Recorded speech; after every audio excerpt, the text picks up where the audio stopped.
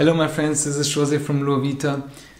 How to be a lifelong learner. That's really something we need to do, I know, but this requires really commitment. This requires discipline, focus, willingness to push, something past your career satisfaction and pursue your goals, your growth opportunities. So first, you just need to make your goals as specific as possible. And this will help you feel motivated and achieve them. And this will help you to also handle procrastination, and avoid being feeling overwhelmed, for example, striving for perfection. All of this is lifelong learning. Taking classes from anything, yoga, language, everything, These are brain teaching activities, everything that can help us to grow our mind and to overcome a lot of challenges in our life. The first thing is to read, for example. Reading is this great way to learn new things. It will keep our mind and our imagination focused, sharp, expand our vocabulary and helps us develop our mental empathy. It's a wonderful way to relax and open our mind, right? So if you're looking to read more, for example, it's important to set goals also. You are less stressed, for example, setting, for example, one book per month or reading 20 pages a day. As you continue to build up this habit, you increase your goals, and this makes reading more enjoyable. And surround yourself with books, for example. Even digital books in a computer, having books around you will make it easy to pick up and read them. You also can try to associate, for example, these reading habits and incorporate in your daily routine. For example, if you spend an hour after dinner watching TV, dedicate that time to read instead, for example. Be sure to choose a book that excites you, something that really talks with your values. So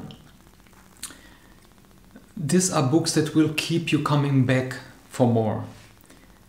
So another way to get excited about reading is to join a book club or something, even a friend that will read with you at the same time. This will also hold you accountable to meet your reading goals. And it gives you also a chance to interact with other people and discuss what you read, and you're exposed to new ideas, new books, new authors, and this is really something powerful. Also what you can do, and it's always helpful, learn a new language, for example. This takes some time, but it's worth it. This language will allow you to connect with people from other cultures, learn about their way of life, and this is also a good way to stay mentally sharp and improves your brain health. It's important to know that. It's also important to know how much time you have for all this. You spend shorter periods and do different things, like, for example, watching a video in this language or talking with someone in this language, chatting with a friend. This is to use this target language as much as possible. Listen to music, for example, and also reading a book in this language, an audio. This helps you getting this experience and with this language, and try to speak with native speakers in this language. This will give you this feel for the rhythm of the language, the culture a little bit, and this is important. So if you're having trouble to stay motivated, try to find someone or a group, and this will encourage you to help you get past this. Everything is like a new skill. When you learn a new skill, you will be more than just expanding your knowledge. You also strengthen your brain and process what is known as neuroplasticity. That means brain connections. In the past, we thought brain connections become fixed over time as you age, but it's not true. these areas of brain continue to grow, to reconnect, regardless of age. So when you're looking to add, for example, a skill set to your work, or just want to learn something for fun, there are many ways to do it. But one way is to find really someone in the field that you are trying to master, for example. A person in another industry, or even a friend or family member that is good in this field. And this will give you someone also to turn to when you have questions, and provide you with this constructive feedback as you progress. Another way to learn a new skill is to break it down into small steps. This approach can help you to avoid feeling, for example, overwhelmed, and allow you to see this progress that you're making, right? It's also a good way to stay on track if you're facing any challenge. So, for example, if you're learning to cook a new recipe or something, start with this most basic elements of cooking and then build up from there. You could also take a class, for example.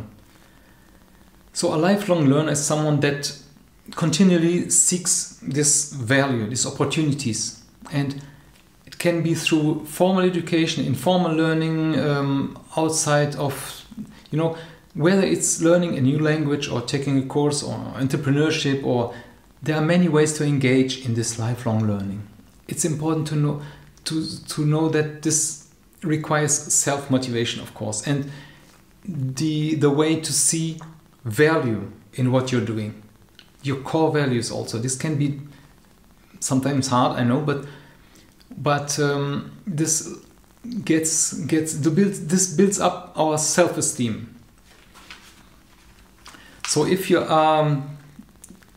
want to expand in something, make sure that is something that really interests you and it's relevant to your career or to your goals or to future life, right? This will keep you engaged and motivated to finish the course. And as I said, try to find a class that is taught by an instructor with you can interact and connect afterwards. This will give you this opportunity to also with other students to engage. And everyone learns differently. So it's essential to find to find out how you learn best, So find also experiences and knowledges that you can apply directly in your daily lives. So for example, this can be just cooking, carpentry, or sewing, or this will help you to develop these practical skills that you can use for your personal and professional life. That means something that you really have. This will open new flexibility to do things, and you are less dependable of someone. So you can also volunteer, for example. Lifelong learning doesn't just have to be limited to some formal education. Gaining new skills and knowledge when you volunteer can also is considered like a learning. Volunteering can be a great way to meet people with similar interests and learn something new. And you help someone. It can help you to feel more connected to your community. So when choosing a volunteer position, try to find one that fits your skill and your personality.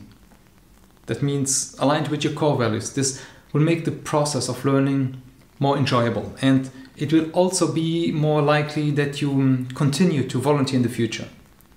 Because if you're not really enjoying the experience, it's important.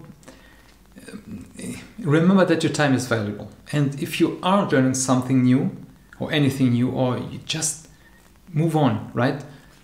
Another thing is keep in mind that volunteering can be sometimes emotionally very challenging, and if you are volunteering, for example, for a cause that is close to your heart, it can be easy to get overwhelmed by the emotional impact, and so if you are struggling with motivation, consider finding a way to incorporate this lifelong learning into your daily routine, for example.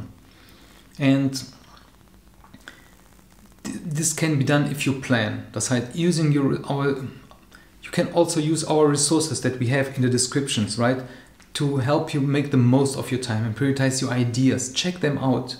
Subscribe to our blog. Once a week, I send out some powerful stuff, simple but powerful to put the ideas on place, right? So check it out, subscribe, let me know, and don't forget to subscribe to the channel. Thank you. Take care of yourself. Until next time. All the best.